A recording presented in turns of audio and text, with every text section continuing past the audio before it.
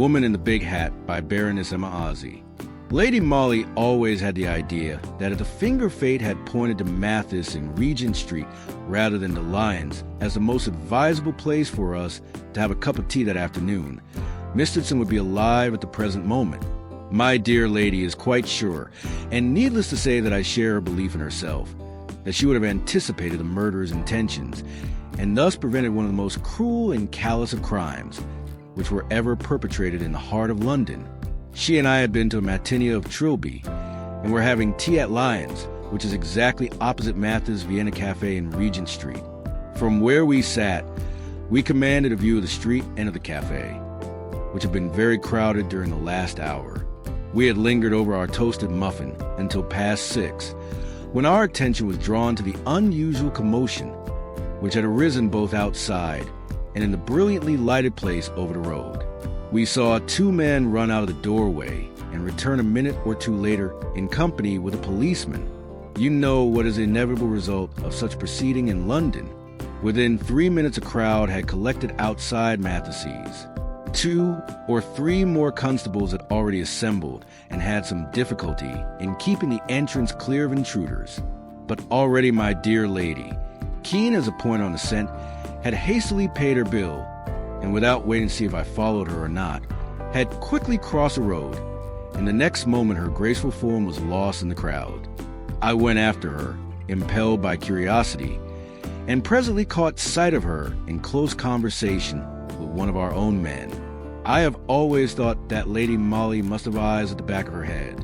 Otherwise, how could she have known that I stood behind her now? Anyway, she beckoned to me, and together we entered Mathis, much to the astonishment and anger of the less fortunate crowd. The usually gay little place was indeed sadly transformed.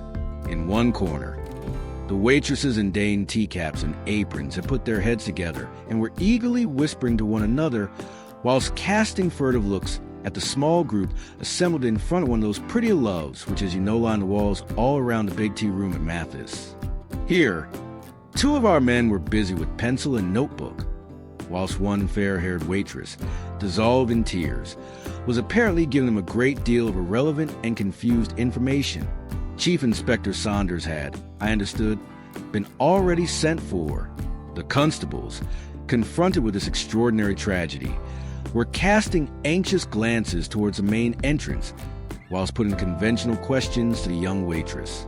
And in the alcove itself, raised on the floor of the room by a couple of carpeted steps, the cause of all this commotion, all this anxiety, and all these tears, sat huddled up on a chair, with arms lying straight across the marble top table, on which the usual paraphernalia of afternoon tea still lay scattered about, the upper part of the body limp, backboneless, and awry, half propped up against the wall, half falling back upon the outstretched arms, told quite plainly its weird tale of death.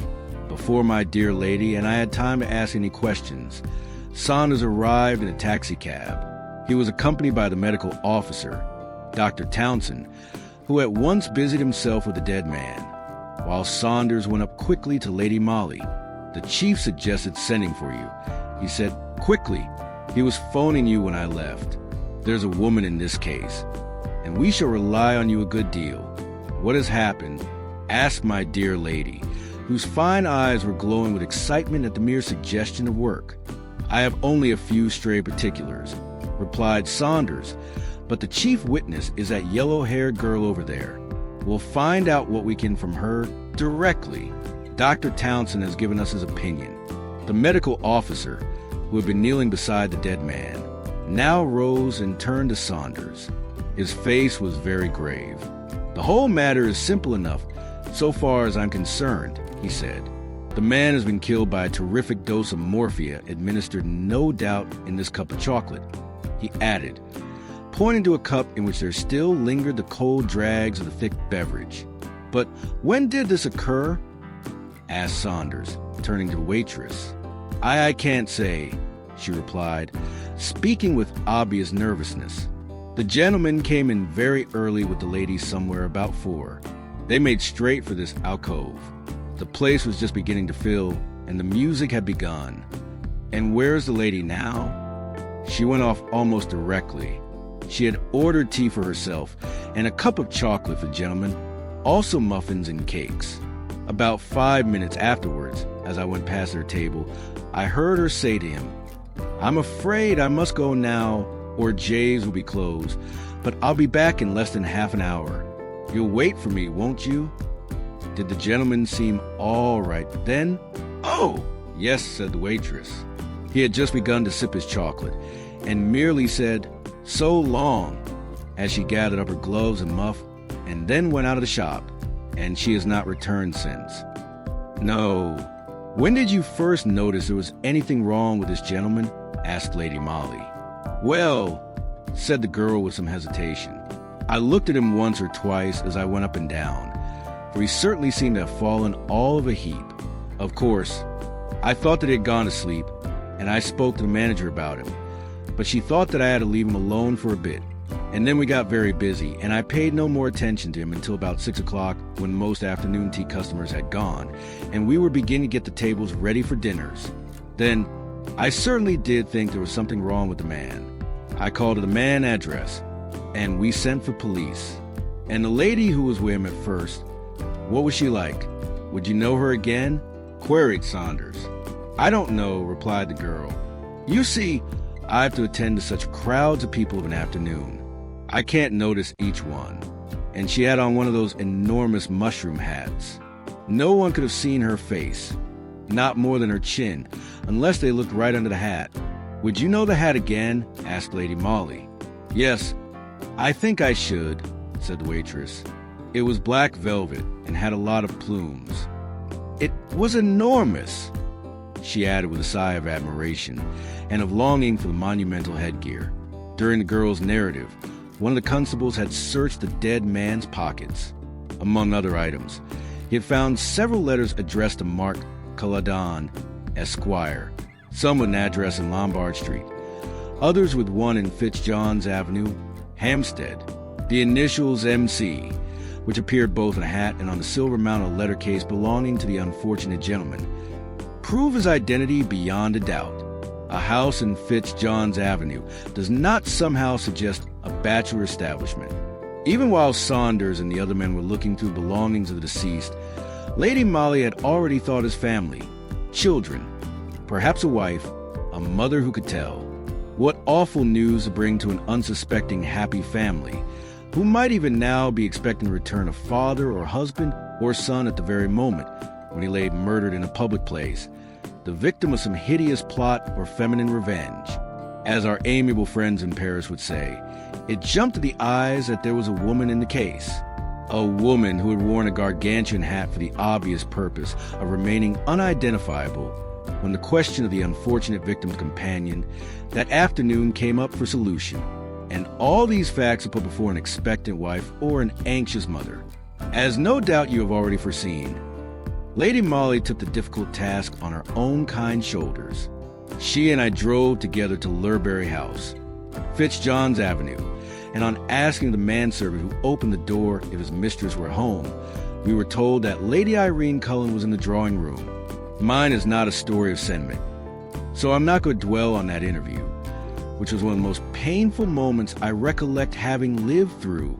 Lady Irene was young, not 5 and 20, I should say, petite and frail looking, but with a quiet dignity of manner, which was most impressive. She was Irish, as you know, the daughter of the Earl of Ville, and it seems had married Mr. Mark Culloden in the teeth of strenuous opposition on the part of her family, which was as penniless as it was aristocratic, whilst Mr. Culloden had great prospects and a splendid business, but possessed neither ancestors nor high connections. She had only been married 6 months, poor little soul, and from all accounts must have idolized her husband. Lady Molly broke the news to her with infinite tact, but there it was. It was a terrific blow, wasn't it, to deal to a young wife, now a widow, and there was so little that a stranger could say in these circumstances. Even my dear lady's gentle voice, her persuasive eloquence, her kindly words sounded empty and conventional in the face of such appalling grief. Too, of course, everyone expected that the inquest would reveal something of the murdered man's inner life, would in fact allow the overeager public to get a peep into Mr. Markson's secret orchard, wherein walked a lady who wore abnormally large velvet hats, and who nourished in her heart one of those terrible grudges against a man, which can only find satisfaction in crime. Equally, of course, the inquest revealed nothing that the public did not already know. The young widow was extremely reticent on the subject of her late husband's life, and the servants had all been fresh arrivals when the young couple, just home from their honeymoon, organized their new household at Lurberry House. There was an old aunt of the deceased, Mrs. Steinberg, who lived with the Caldens, but who at the present moment was very ill. Someone in the house, one of the younger servants probably, very foolishly had told her every detail of the awful tragedy, with positively amazing strength. The invalid thereupon insisted on making a sworn statement, which she desired should be placed before the coroner's jury. She wished to bear solemn testimony to the integrity of her late nephew, Mark Calden, in case the personality of the mysterious woman in the big hat suggested to evilly disposed minds any thought of scandal. Markson was the one nephew whom I loved, she stated with solemn emphasis. I have shown my love for him by bequeathing to him the large fortune which I inherited from the late Mr. Steinberg. Mark was the soul of honor, or I should have cut him out of my will, as I did my other nephews and nieces. I was brought up in a Scotch home, and I hate all this modern fastness and smartness, which are only other words for what I call profligacy. Needless to say, the old lady's statement, solemn though it was of no use whatsoever for the elucidation of the mystery which surrounded the death of Mr. Marxian. But as Mrs. Steinberg had talked of other nephews whom she had cut out of her will in favor of the murdered man, the police directed inquiries in those various quarters. Mr. Markson certainly had several brothers and sisters, also cousins, who at different times, usually for some peccadillo or other, seemed to have incurred the wrath of the straight-laced old lady. But there did not appear to have been any ill feeling in the family owing to this. Mrs. Steinberg was the sole mistress of her fortune. She might just as well have bequeathed it into some hospital as to one particular nephew whom she favored. And the various relations were glad on the whole that the money was going to remain in the family rather than be cast abroad. The mystery surrounding the woman in the big had deepened as the days went by. As you know, the longer the period of time which elapses between a crime and the identification of the criminal, the greater the chance the latter has of remaining at large. In spite of strenuous efforts and close questionings of every one of the employees at Mathis, no one could give a very accurate description of the lady who had tea with the deceased on that fateful afternoon. The first glimmer of light on the mysterious occurrence was thrown about 3 weeks later by a young woman named Catherine Harris, who had been parlor at Lurberry House when first Mr. and Lady Irene Culloden returned from their honeymoon. I must tell you that Mrs. Steinberg had died a few days after the inquest. The excitement had been too much for her enfeebled heart. Just before her death, she had deposited £250 with her banker, which sum was to be paid over to any person giving information which would lead to the apprehension and conviction of the murderer of Mr. Mark Culloden. This offer had stimulated everyone's zeal, and I presume had aroused Catherine Harris to realization of what all the while had been her obvious duty. Lady Molly saw her in the chief's private office, and had much to do to disentangle the threads of the girl's confused narrative. But the main point of Harris's story was that a foreign lady had once called at Lurberry House about a week after the master and mistress had returned from their honeymoon. Lady Irene was out at the time, and Misterton saw the lady in his smoking room. She was a very handsome lady, explained Harris, and was beautifully dressed. Did she wear a large hat? Asked the chief. I don't remember if it were particularly large, replied the girl. But you remember what the lady was like, suggested Lady Molly. Yes, pretty well. She was very, very tall and very good looking. Would you know her again if you saw her? Rejoined my dear lady. Oh, yes, I think so, was Catherine Harris's reply. Unfortunately, beyond this assurance, the girl could say nothing very definite. The foreign lady seems to have been closeted with Mr. Calden for about an hour, at the end of which time Lady Irene came home. The butler being out that afternoon, it was Harris who let her mistress in, and as the latter asked no questions, the girl did not volunteer the information that her master had a visitor. She went back to the servants' hall, but 5 minutes later the smoking room bell rang, and she had to run up again. The foreign lady was in the hall alone and obviously waiting to be shown out.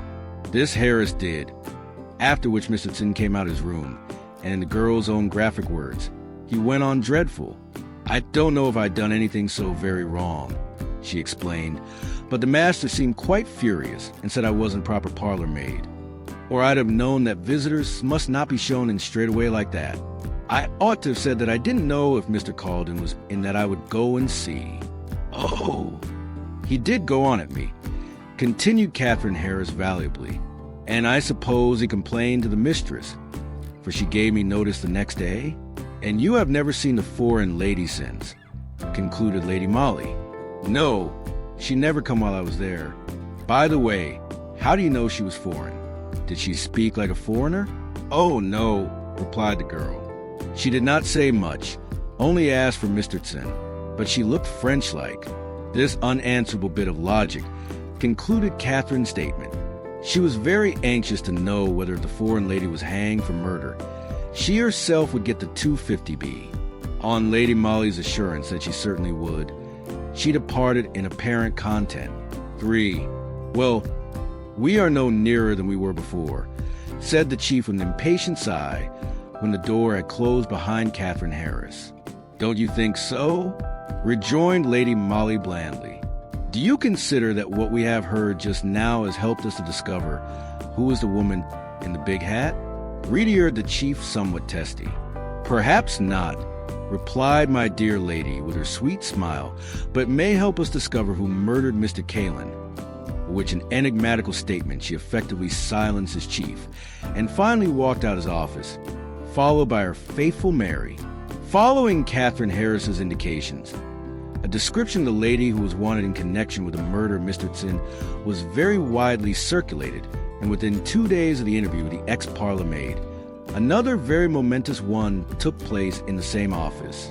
Lady Molly was at work with the chief over some reports, whilst I was taking shorthand notes at a side desk when a card was brought in by one of the men, and the next moment, without waiting, either for permission to enter or to be more formally announced, a magnificent apparition literally sailed into the dust-covered little back office, filling it with an atmosphere of Parma violets and Russia leather. I don't think that I have ever seen a more beautiful woman in my life, tall with a splendid figure and perfect carriage. She vaguely reminded me of the portraits one sees of the late Empress of Austria. This lady was, moreover, dressed to perfection and wore a large hat adorned with a quantity of plumes. The chief had instinctively risen to greet her, whilst Lady Molly, still and placid, was eyeing her with a quizzical smile. "You know who I am, sir," began the visitor, as soon as she had sunk gracefully into a chair. "My name is on that card. My appearance, I understand, tallies exactly with that of a woman who is supposed to have murdered Mark Culloden." She said this so calmly, with such perfect self-possession, that I literally gasped. The chief, too, seemed to have been metaphorically lifted off his feet. He tried to mutter a reply. "Oh, don't trouble yourself, sir," she interrupted him with a smile.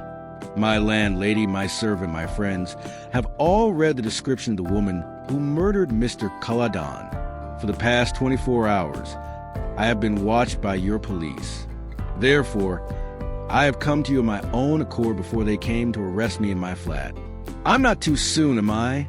she asked with that same cool indifference, which was so startling considering the subject of her conversation. She spoke English with a scarcely perceptible foreign accent, but I quite understood what Catherine Harris had meant when she said that the lady looked French-like. She certainly did not look English, and when I caught sight of her name on the card, which the chief had handed to Lady Molly, I put her down at once as Viennese. Miss Elizabeth Lowenthal had all the charm, the grace, the elegance, which one associates with Austrian women more than with those of any other nation. No wonder the chief found it difficult to tell her that. As a matter of fact, the police were about to apply for a warrant that very morning for her arrest on a charge of willful murder. I know, she said, seeming to divine his thoughts. "But let me tell you at once Sir, that I did not murder Mark Culloden. He treated me shamefully, and I would willingly have made a scandal just to spite him. He had become so respectable and straight-laced. But between scandal and murder, there's a wide gulf. Don't you think so, madam? She added, turning for the first time towards Lady Molly. Undoubtedly, replied my dear lady, with the same quizzical smile. A wide gulf which no doubt Miss Elizabeth Lowenthal will best be able to demonstrate to the magistrate tomorrow, rejoined the chief with official sternness of manner. I thought that for the space of a few seconds, the lady lost her self-assurance at this obvious suggestion. The bloom on her cheeks seemed to vanish, and two hard lines appeared between her fine eyes. But frightened or not, she quickly recovered herself and said quietly, "Now, my dear sir, let's understand one another. I came here for that express purpose. I take it that you don't want your police to look ridiculous any more than I want a scandal. I don't want detectives to hang around my flat questioning my neighbors and my servants. They would soon find out that I did not murder Mark Culloden, of course, but the atmosphere of the police would hang around me. And I prefer Parma violets," she added, raising a daintily perfumed handkerchief to her nose. "Then you have come to make a statement?" asked the chief. "Yes," she replied. "I'll tell you all I know. Mr. Tsin was engaged to marry me. Then he met the daughter of an earl, and thought he would like her better as a wife than a simple Miss Lowenthal. I suppose I should be considered an undesirable match for a young man who has a highly respectable and snobbish aunt who would leave him all her money only on the condition that he made a suitable marriage. I have a voice, and I came over to England 2 years ago to study English, so that I might sing an oratory at the Albert Hall. I met Mark on the Dover boat, when he was returning from a holiday abroad. He fell in love with me and presently asked me to be his wife. After some demur, I accepted him. We became engaged, but he told me that our engagement must remain a secret, for he had an old aunt from whom he had great expectations and who might not approve of his marrying a foreign girl who was without connections and a professional singer. From that moment I mistrusted him, nor was I very astonished when gradually his affection for me seemed to cool. Soon after, he informed me quite callously that he had changed his mind and was going to marry some swell English lady. I didn't care much, but I wanted to punish him by making a scandal, you understand? I went to his house just to worry him, and finally I decided to bring an action for a breach of promise against him. It would have upset him, I know. No doubt his aunt would have cut him out of her will. That is all I wanted, but I did not care enough about him to murder him. Somehow her tale carried conviction. We were all of us obviously impressed. The chief alone looked visibly disturbed, and I could read what was going on in his mind. "As you say, Miss Lowenthal," he rejoined, "the police would have found all this out within the next few hours. Once your connection with the murdered man was known to us, the record of your past, and it becomes an easy one to pursue. No doubt, too," he added insinuatingly, "our men would soon have been placed in possession of the one undisputable proof of your complete innocence with regard to that fateful afternoon spent at Mathis Café." "What is that?" she queried blandly. "An alibi? You mean where was I during the time that Mark was being murdered in a tea shop?" "Yes," said the chief. "I was out for a walk," she replied quietly. "Shopping, perhaps." "No. You met someone who would remember the circumstance, or your servants could say at what time you came in." "No," she repeated dryly. "I met no one, for I took a brisk walk on Primrose Hill. My 2 servants could only say that I went out at 3 o'clock in the afternoon and returned after 5. There was silence in the little office for a moment or two. I could hear the scraping of the pen with which the chief was idly scribbling geometrical figures on his blotting pad. Lady Molly was quite still. Her large, luminous eyes were fixed on the beautiful woman who had just told us her strange story with its unaccountable sequel, its mystery which had deepened with the last phrase which she had uttered. Miss Lowenthal, I felt sure, was conscious of her peril. I am not sufficiently a psychologist to know whether it was guilt or merely fear, which was distorting the handsome features, now hardening the face, and causing the lips to tremble. Lady Molly scribbled a few words on a scrap of paper, which she then passed over to the chief. Miss Lowenthal was making visible efforts to steady her nerves. "That is all I have to tell you," she said in a voice which sounded dry and harsh. "I think I will go home now." But she did not rise from her chair and seemed to hesitate, as if fearful lest permission to go were not granted her. To her obvious astonishment, and I must add to my own, the chief immediately rose and said quite vainly, "I thank you very much for the helpful information which you have given me. Of course, we may rely on your presence in town for the next few days." "May we not?" She seemed greatly relieved, and all at once resumed her former charm of manner and elegance of attitude. The beautiful face was lit up by a smile. The chief was bowing to her in quite a foreign fashion, and in spite of her visible reassurance, she eyed him very intently. Then she went up to Lady Molly and held out her hand. My dear lady took it without an instant hesitation. I, who knew that it was the few words hastily scribbled by Lady Molly which had dictated the chief's conduct with regard to Miss Lowenthal, was left wondering whether the woman I loved best in all the world had been shaking hands with murderess. No doubt you will remember the sensation which was caused by the arrest of Miss Lowenthal on a charge of having murdered Mr. Mark Coden by administering morphia to him in a cup of chocolate at Mathis Café in Regent Street. The beauty of the accused, her undeniable charm of manner, the hitherto blameless character of her life, all tended to make the public take violent sides either for or against her in the usual budget of amateur correspondence, suggestions, recriminations, and advice poured into the chief's office in titanic proportions. I must say that personally all my sympathies went out to Miss Lowenthal. As I have said before, I am no psychologist, but I had seen her in the original interview at the office, and I could not get rid of an absolutely unreasoning certitude that the beautiful Viennese singer was innocent.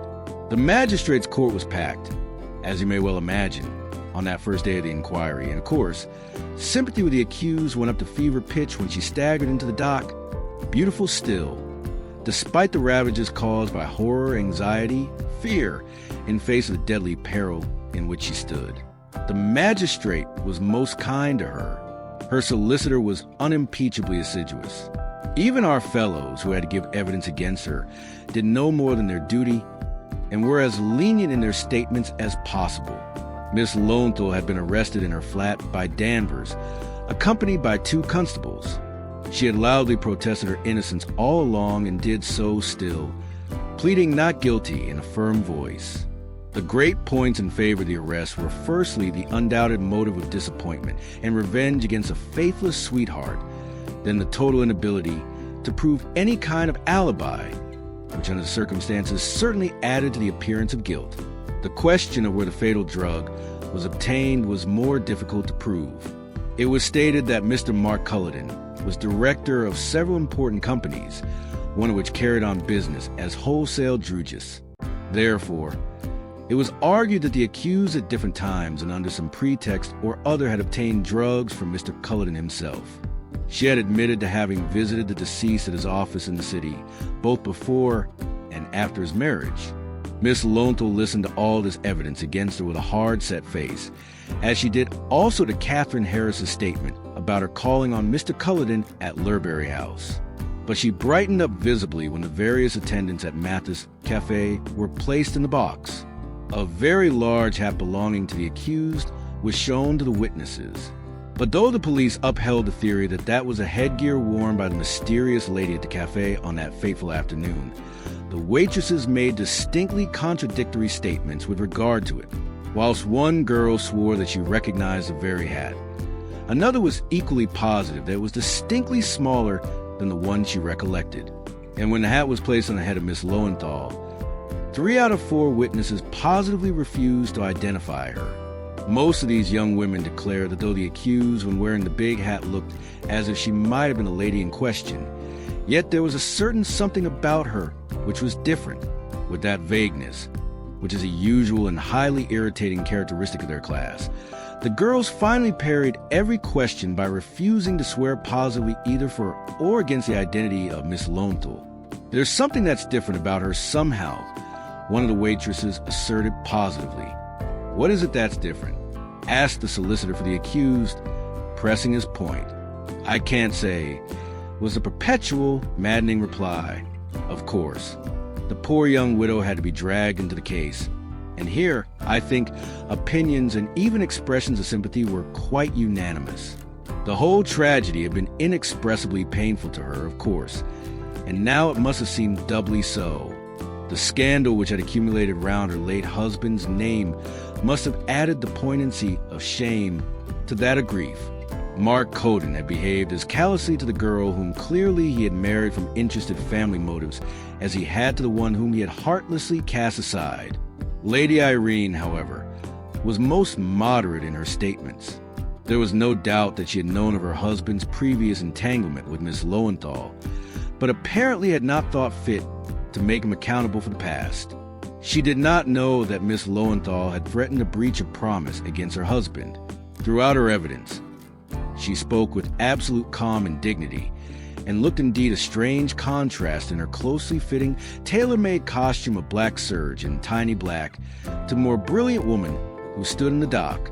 The two great points in favor of the accused were firstly the vagueness of the witnesses who were called to identify her, and secondly the fact that she had undoubtedly begun proceedings for breach of promise against the deceased.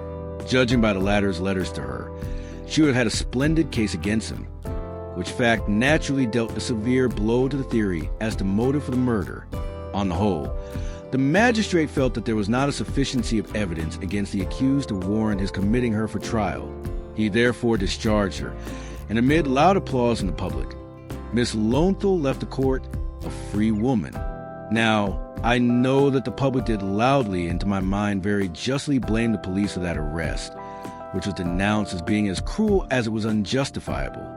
I felt as strongly as anybody on the subject, for I knew that the prosecution had been instituted in defiance of Lady Molly's express advice and in distinct contradiction to the evidence which she had collected. When therefore the chief asked my dear lady to renew her efforts in that mysterious case, it was small wonder that her enthusiasm did not respond to his anxiety. That she would do her duty was beyond a doubt, but she had very naturally lost her more fervent interest in the case. The mysterious woman in the big hat was still the chief subject of leading articles in the papers, coupled with that of the ineptitude of the police, who could not discover her. There were caricatures and picture postcards in all the shop windows of a gigantic hat covering the whole figure of its wearer, only the feet and a very long and pointed chin protruding from beneath the enormous band. Below was a device. "Who is she?" asked the police. One day, it was a second since the discharge of Miss Lowenthal, my dear lady came into my room beaming.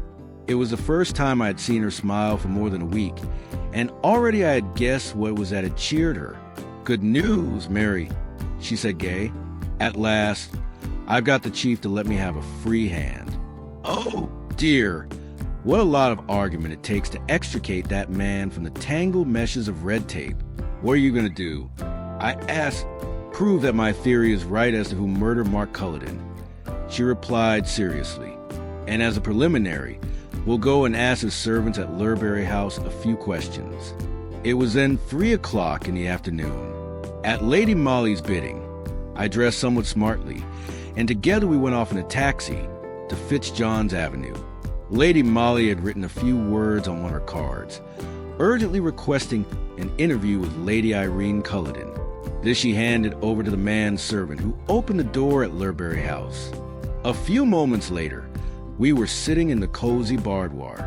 The young widow, high-bred and dignified, in her tight-fitting black gown, sat opposite to us, her white hands folded dearly before her. Her small head was very close coffer bent in closest attention towards Lady Molly.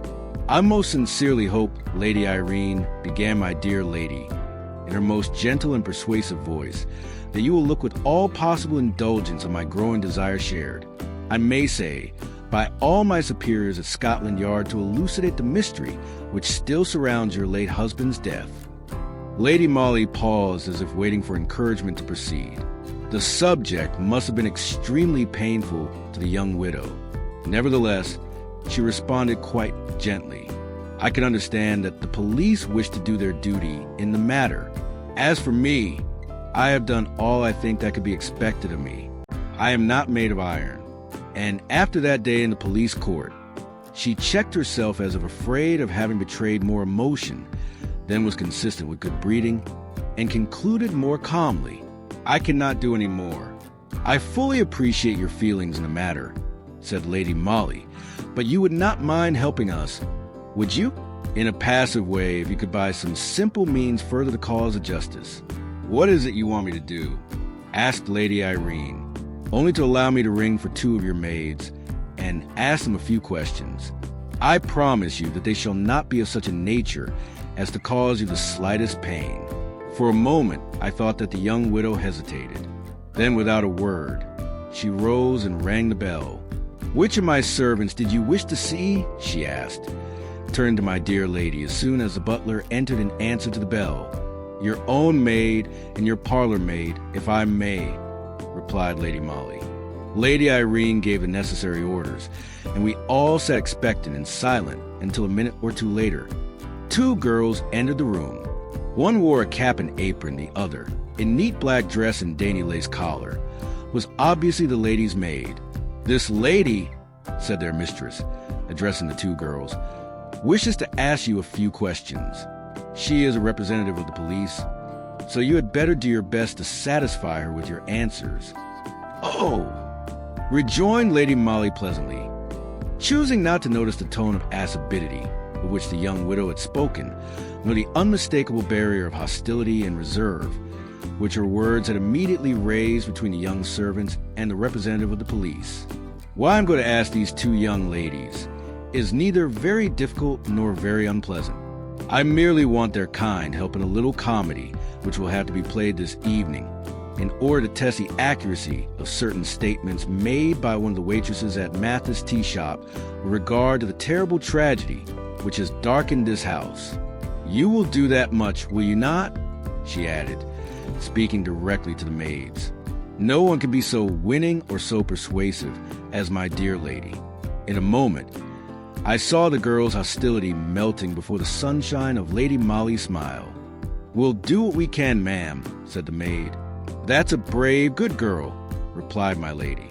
"You must know that the chief waitress at Mathis has this very morning identified the woman in the big hat who we all believe murdered your late master." "Yes," she continued, in response to a gasp of astonishment which seemed to go around the room like a wave. "The girl seems quite positive, both as regards the hat and the woman who wore it. But of course, one cannot allow a human life to be sworn away without bringing every possible proof to bear on such a statement.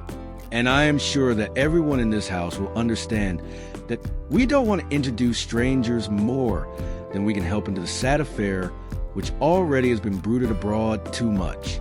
She paused a moment. Then, as neither Lady Irene nor the maids made any comment, she continued, "My superiors at Scotland Yard think it their duty to try and confuse the witness as much as possible in her act of identification. They desire that a certain number of ladies wearing abnormally large hats should parade before the waitress. Among them will be, of course, the one whom the girl has already identified as being the mysterious person who had tea with Mr. Culloden at Mathis that afternoon. My superiors can then satisfy themselves whether the waitress is or is not so sure of her statement that she invariably picks out again and again one particular individual amongst a number of others or not." "Surely," interrupted Lady Irene dryly, "you and your superiors do not expect my servants to help in such a farce." "We don't look upon such proceedings as a farce, Lady Irene," rejoined Lady Molly gently. "It is often resorted to in the interest of an accused person, and we certainly would ask the cooperation of your household."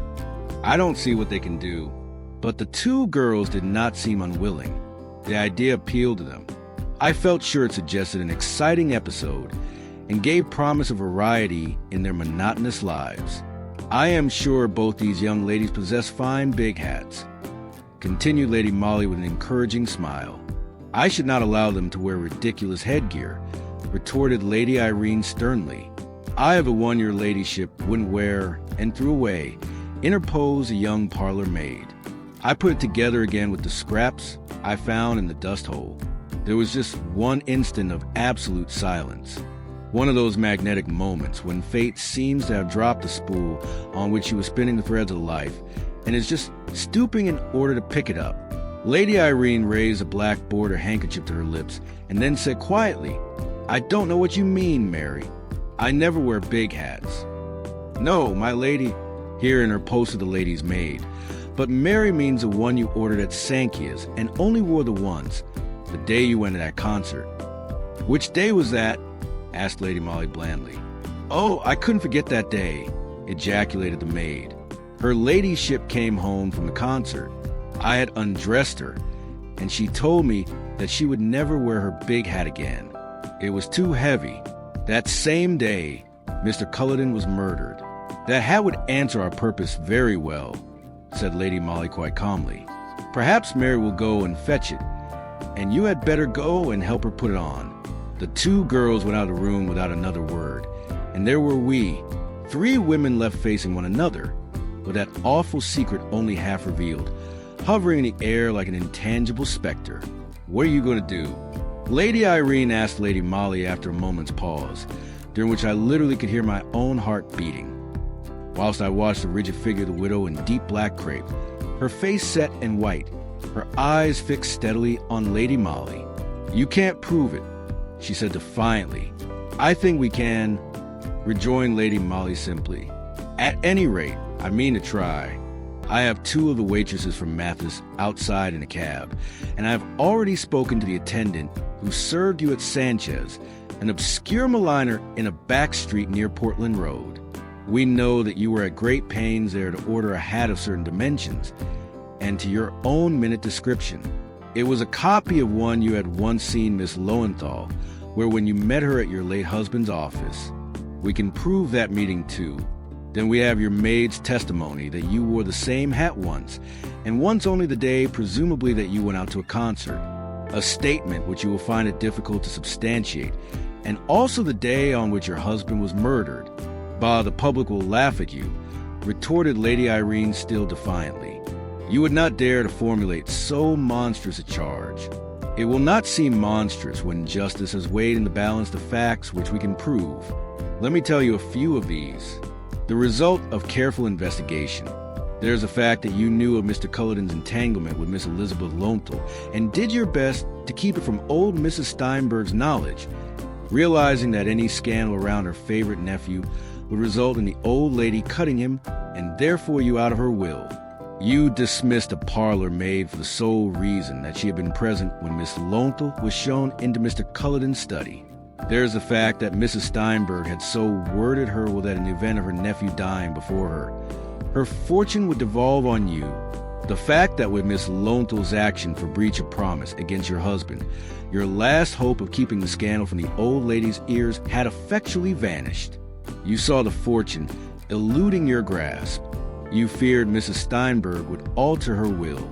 Had you found the means, and had you dared, would you not rather kill the old lady? But discovery would have been certain. The other crime was bolder and surer. You have inherited the old lady's millions, for she never knew of her nephew's earlier peccadillos. All of this we can state and prove. And the history of the hat bought and worn one day only, that same memorable day, and then thrown away. A loud laugh interrupted her, a laugh that froze my very marrow. There is one fact you have forgotten. My lady of Scotland Yard came in sharp, strident accents from the black-robed figure, which seemed to have been strangely spectral in the fast-gathering gloom which had been enveloping the luxurious little boarder.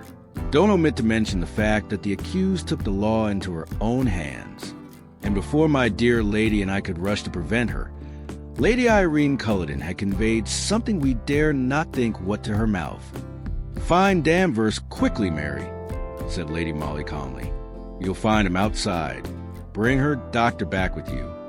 Even as she spoke, Lady Irene, with a cry of agony, fell senseless in my dear lady's arms. The doctor, I may tell you, came too late. The unfortunate woman evidently had a good knowledge of poisons. She had been determined not to fail in case of discovery. She was ready and able to mete out justice to herself. I don't think the public ever knew the real truth about the woman in the big hat. Interest in her went the way of all things. Yet my dear lady had been right from beginning to end. With unerring precision, she had placed her dainty finger on the real motive and the real perpetrator of the crime, the ambitious woman who had married solely for money and meant to have that money, even at the cost of one of the most dastardly murders that have ever darkened the criminal annals of this country. I asked Lady Molly what it was that first made her think of Lady Irene as the possible murderess. No one else for a moment had thought her guilty. The big hat replied, my dear lady, with a smile. Had the mysterious woman at Mathis been tall, the waitresses would not one and all have been struck by the abnormal size of the hat. The wearer must have been petite. Hence the reason that under a wide brim only the chin would be visible. I at once sought for a small woman. Our fellows did not think of that, because they are men. You see how simple it all was. Enter the Woman in the Big Hat by Baroness Orczy.